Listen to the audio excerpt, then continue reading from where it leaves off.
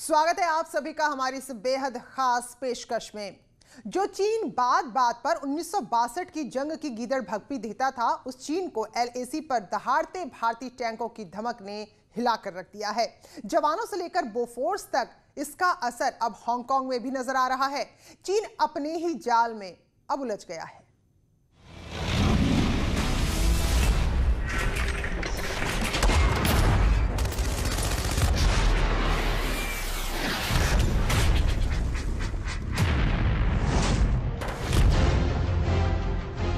क्या तीसरे विश्व युद्ध की साजिश रच रहा है चीन? शी की जंग की साजिश में शामिल है इमरान। अपने ही बुने जाल में फंस गया है चीन। भारत के चक्रव्यूह में फंस गया है चीन। चार देशों की दोस्ती चीन को चटाएगी धूल। लद्दाख से लेकर ताइवान तक घिर गया चीन।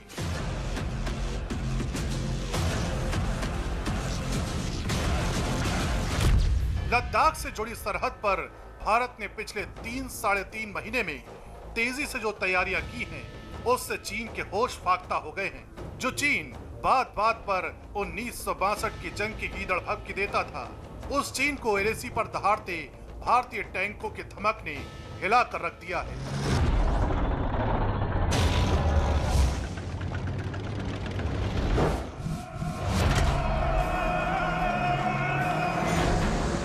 एलएसी पर तनाव के बीच भारत और चीन की सेनाएं आमने सामने हैं।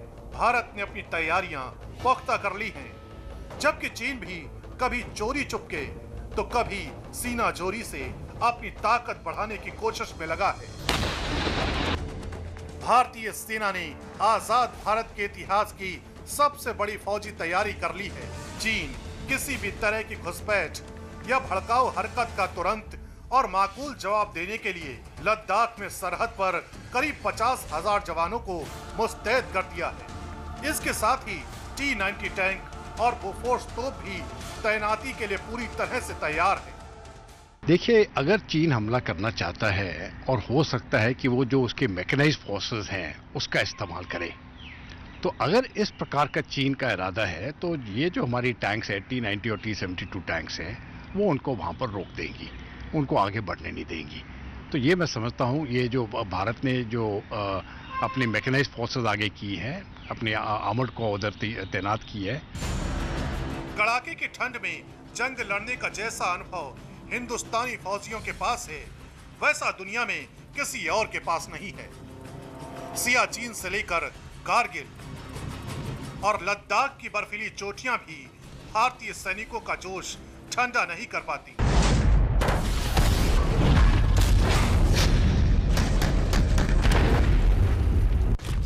चीन से निपटने में भारत के साथ अमेरिका, हरक्यूलिस विमानों के रखरखाव के लिए यूएस से डील। अमेरिका भारत को 650 करोड़ के उपकरण देगा। सरहद पर भारी हथियार पहुंचाता है हरक्यूलिस। सरहद पर चीन से लोहा ले रही भारतीय सेना के साथ आ खड़ा हुआ है अमेरिका। अमेरिका ने एलएसी तक भारतीय हथियार और गोला बारूद पहुंचाने वाले C-130J सुपर हरक्यूलिस फौजी कार्गो विमान के लिए कलपुर्जों और दूसरे जरूरी सामान जल्दी से जल्दी भारतीय सेना को भेजने को मंजूरी दे दी है। चीन को उसी के बने हुए चक्रव्यूह में घेरने के लिए अब भारत के पक्के दोस्त अमेरिका, ऑस्ट्रेलिया और जापान ने एक बड़ी रणनीति बनाई है। इन चारों देशों ने क्वाड नाम से एक संगठन बनाया है और इस संगठन की मीटिंग 6 अक्टूबर को जापान के शहर टोक्यो में होगी।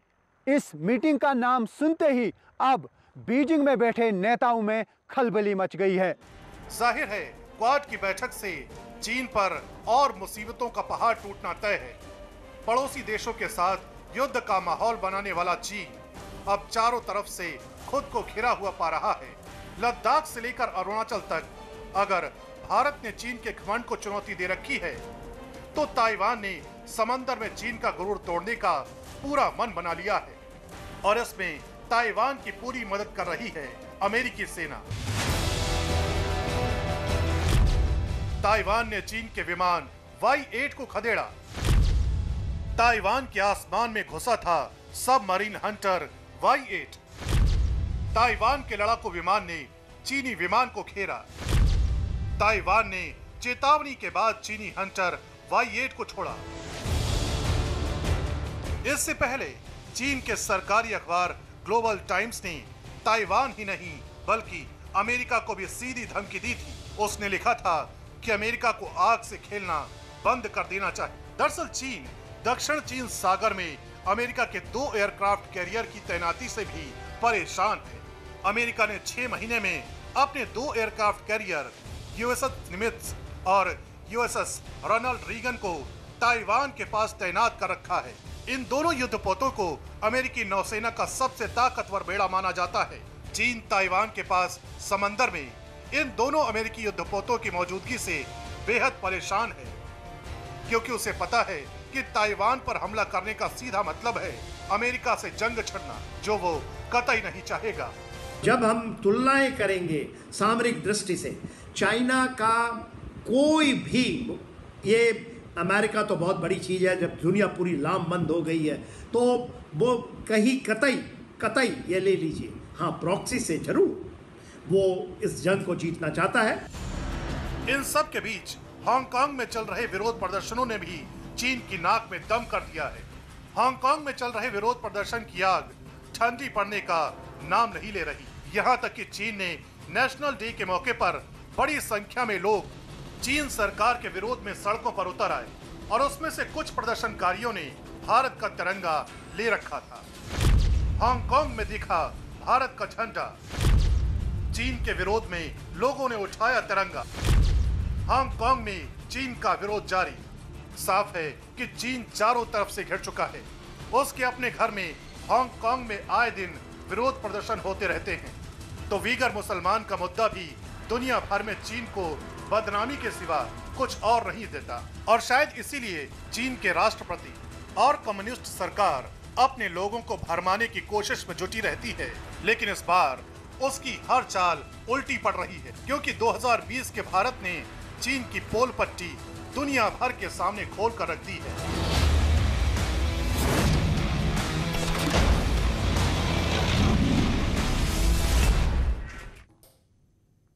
निर्भय के नाम से चीन थर-थर कांप रहा है। ब्रह्मोस आकाश के बाद LAC पर निर्भय तैनात कर दिया गया है। तो क्या है निर्भय की खासियत? आखिर क्यों चीन को इससे डर लग रहा है? इस रिपोर्ट में देखिए। चीन पर बरसेंगी 3-3 मिसाइलें।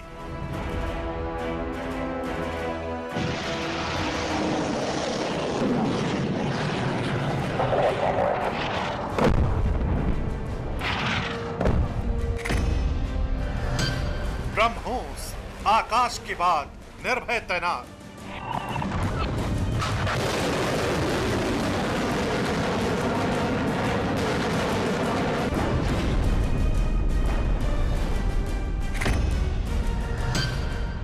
लद्दाख में सेना ने लगाई खतरनाक मिसाइलें।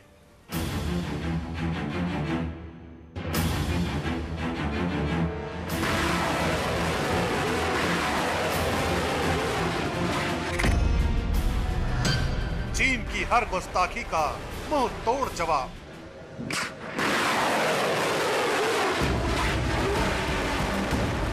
लगभग 5 महीने से चल रही चीन से तनातनी के बीच भारत ने लद्दाख में लगी सरहद पर अब 1000 किलोमीटर तक मार करने वाली अपने सबसे खतरनाक मिसाइल निर्भय तैनात कर दी है।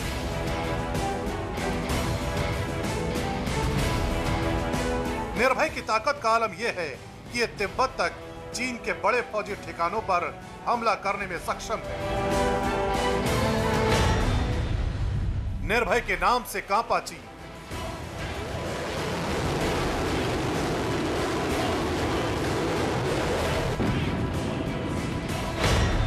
निशाना तलाश कर खात्मा करती है निर्भय।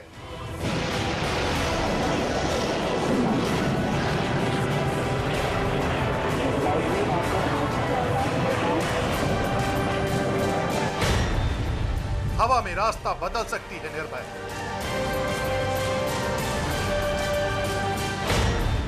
एक 1000 किलोमीटर तक दुश्मन के ठिकानों पर अचूक निशाना।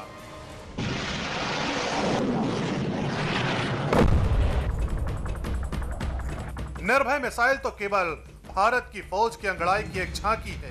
हिंदुस्तानी फौज ने सर्दियों में चीन की तरफ से होने वाली हर आशंका को मुंह तोड़ जवाब देने के लिए पहले से ही LAC पर अपनी ब्रह्मोस, आकाश और निर्भय मिसाइलों को तैनात कर दिया है, जो जमीन से आकाश तक चीन की हर चालबाजी को आसानी से नाकाम कर सकती है। एक तरफ LAC पर भारत ने अपनी तीन मिसाइल के मुंह की दिशा चीन की ओर कर दी है, तो दूसरी ओर गलवान और पैंगोंग इलाके में दुनिया के सबसे बेहतरीन कम्युनिकेशन सिस्टम में से एक लगाने का फैसला किया है। और इसका नतीजा यह है कि LAC पर चीन की जो भी गतिविधियां होंगी उन पर पैनी नजर रखी जा सकेगी। 29-30 अगस्त को यह खबर आई थी कि हिंदुस्तानी जाबाजों ने अचानक चीन को चकमा देकर पैंगोंग इलाके में ब्लैक टॉप के साथ 5 दूसरी चोटियों पर कब्जा कर लिया।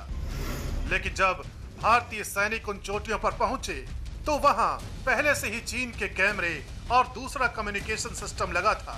हालांकि भारतीय जवानों ने चीन के कैमरे और दूसरी चीजें उखाड़ फेंकी थीं, लेकिन उससे बड़ा सबक ये मिल गया कि अगर चीन पर लगाम लगानी है तो कम्युनिकेशन के मामले में मजबूत बनना होगा, क्योंकि ये वो साल है जहां जंग के मैदान में वही भारी पड़ेगा जिसके पास बढ़िया तकनीक है।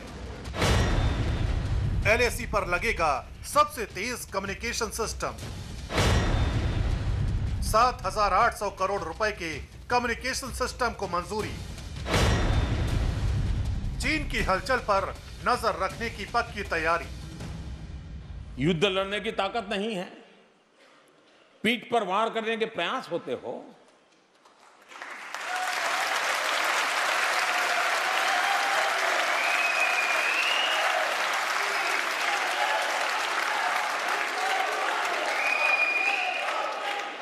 तो ये मोदी है, उसी भाषा में जवाब देना जानता है।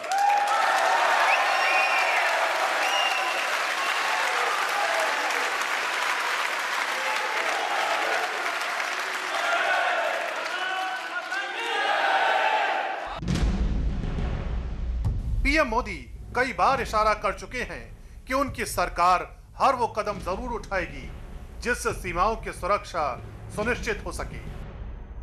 इसलिए जहां हिंदुस्तानी फौज खुद को हथियारों से लेकर तकनीकी साजो सामान तक मजबूत कर रही है, वहीं दक्षिण एशिया के इलाके में अमेरिका भी चीन के खिलाफ भारत के साथ खड़ा नजर आ रहा है। अमेरिकी जंगी विमान ने भारतीय विमान में भरा पेट्रोल। पोर्ट ब्लेयर में उतरा अमेरिकी विमान P-8 पोसाइडन।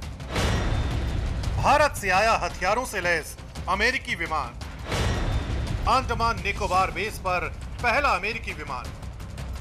चीन से लगी LAC पर तनाव के बीच भारत और अमेरिका ने साफ इशारा कर दिया है कि उनके इरादे क्या हैं। पहली बार अमेरिकी गश्ती विमान का ईंधन भरने के लिए पोर्ट ब्लेयर में आना इस बात के संकेत हैं कि भारत और अमेरिका की दोस्ती एक दूसरे की फौजी मदद तक पहुंच चुकी है। अगर चीन के अकाव में थोड़ी सी भी समझदारी होगी तो वो इस इशारे को समझकर नादानियां बंद कर देगी, वरना भारत हिंद महासागर में चीन की सप्लाई लाइन बंद करने में भारत देर नहीं करेगा। इससे पहले अमेरिका अरुणाचल प्रदेश के मुद्दे पर भारत के पक्ष में बयान देकर चीन के जले पर नमक छिड़क चुका है। अमेरिका की तरफ से जारी बयान में साफ कर दिया गया है कि अमेरिका हमेशा से अरुणाचल प्रदेश को भारत का हिस्सा मानता है। हम वास्तविक नियंत्रण रेखा पर किसी भी तरह की घुसपैठ और दावों को लेकर एक तरफा कोशिश का विरोध करते हैं। मतलब साफ है कि भारत ने कूटनीति से लेकर फौजी तैयारियों तक चीन को घेर लिया है।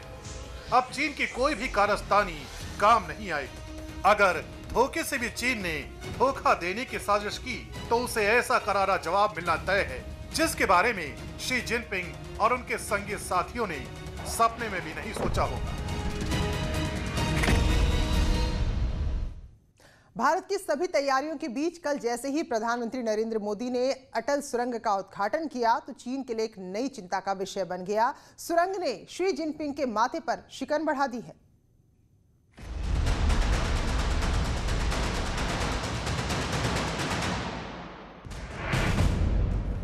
अटल टनल को देख उड़ी चीन की नींद। सुरंग से आया शी जिनपिंग के माथे पर पसीना। चीन की साजिशों को चित करने वाला मास्टर प्लान।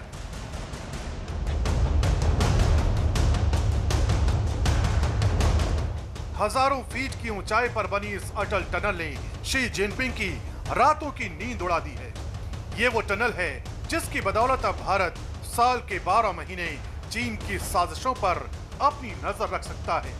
घोड़े की नाल के आकार की इस टनल के खुलने का मतलब सामरिक लिहाज से बेहद अहम है। अटल टनल भारतीय इंजीनियरिंग का वो नमूना है जिसे देखकर दुनिया को हेकड़ी दिखाने वाला चीन सदमे में है। ऐसा इसलिए है क्योंकि इसी टनल के सहारे लाइन ऑफ एक्चुअल कंट्रोल पर साजिश रचने वाली लाल सेना का हर मंसूबा पल भर में ध्वस्त किया जा सकता है। दुनिया के सबसे खतरनाक रोहतांग दर्रे से लेह तक पहुंचने वाली यह सुरंग एक ऐसा हथियार है जिसके जरिए चीन को उसकी करतूतों का जवाब देने में अब भारत को जरा भी वक्त नहीं लगेगा। महज कुछ मिनटों के भीतर भारतीय सेना पूरे लाव लश्कर के साथ उन ठिकानों तक पहुंच सकती है जिन ठिकानों तक पहुंचने के लिए अब तक मौसम के ठीक होने का इंतजार किया जाता था। और यही वजह है कि चीन की चिंताएं कई गुना बढ़ चुकी हैं। समुद्र तल से 10,000 फीट की ऊंचाई पर बनी यह सुरंग दुनिया की सबसे लंबी सुरंग है। 9.02 किलोमीटर लंबी यह सुरंग साल के 12 महीने आवाजाही का जरिया रहेगी। इस सुरंग में किसी भी मौसम में सफर किया जा सकता है। रोहतांग को लेह से जोड़ने वाली इस सुरंग की वजह से मनाली और लेह के बीच की दूरी 46 किलोमीटर कम हो चुकी है। एलएसी तक पहुंचने के लिए सेना को जो रास्ता कई घंटों में तय करना होता था वो अब 10 से 15 मिनट का रह गया है। इस सुरंग ने 4 से 5 घंटे की दूरी को कम कर दिया है। इस सुरंग में 40 किलोमीटर प्रति घंटा से लेकर 80 किलोमीटर प्रति घंटा की रफ्तार से सफर तय किया जा सकता है। बर्फीला मौसम अब भारतीय सेना के लिए किसी भी तरह की रुकावट पैदा नहीं करेगा।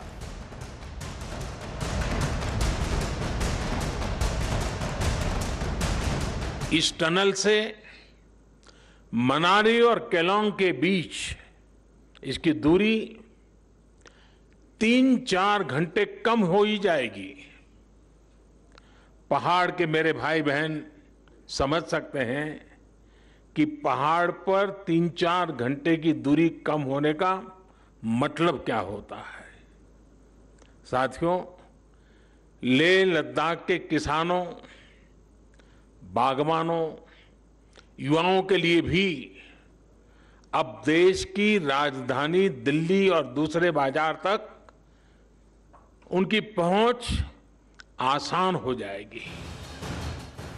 दो देशों की सीमा पर बनी टनल कितनी खास है, इसका जिक्र खुद देश के रक्षा मंत्री राजनाथ सिंह ने किया है।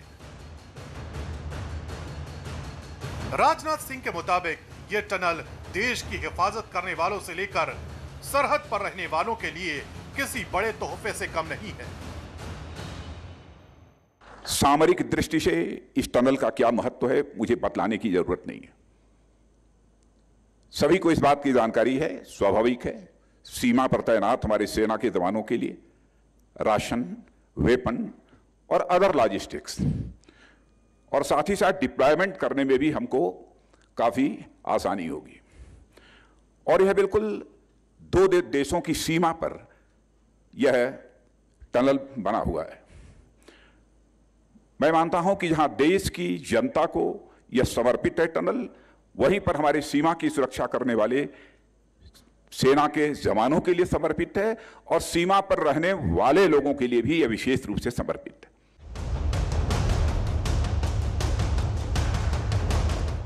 इस मेगा प्रोजेक्ट को लेकर मोदी सरकार कितनी गंभीर रही है, इस बात को ऐसे ही समझा जा सकता है कि साल 2014 से लेकर साल 2020 में इस टनल के उद्घाटन की तारीख तक काम इतनी तेजी से किया गया कि 26 सालों का काम 6 सालों के भीतर अंजाम दिया गया। जब विकास के पथ पर तेजी से आगे बढ़ना हो, जब देश के लोगों के विकास की प्रबल इच्छा हो, तो रफ्तार बढ़ानी ही पड़ती है। अटल टनल के काम में भी 2014 के बाद अभूतपूर्व तेजी लाई गई। बीआरओ के सामने आने वाली हर अड़चन को हल किया गया। नतीजा यह हुआ कि जहां हर साल पहले 300 मीटर सुरंग बन रही थी, उसकी गति बढ़ाकर 1400 मीटर प्रति वर्ष हो गई। सिर्फ 6 साल में हमने 26 साल का काम पूरा कर लिया। भारत की सुरंग नीति से डरा चीन। अटल टनल से खुले कई रास्ते। चीन को चौंकाने वाला अटल मार्ग।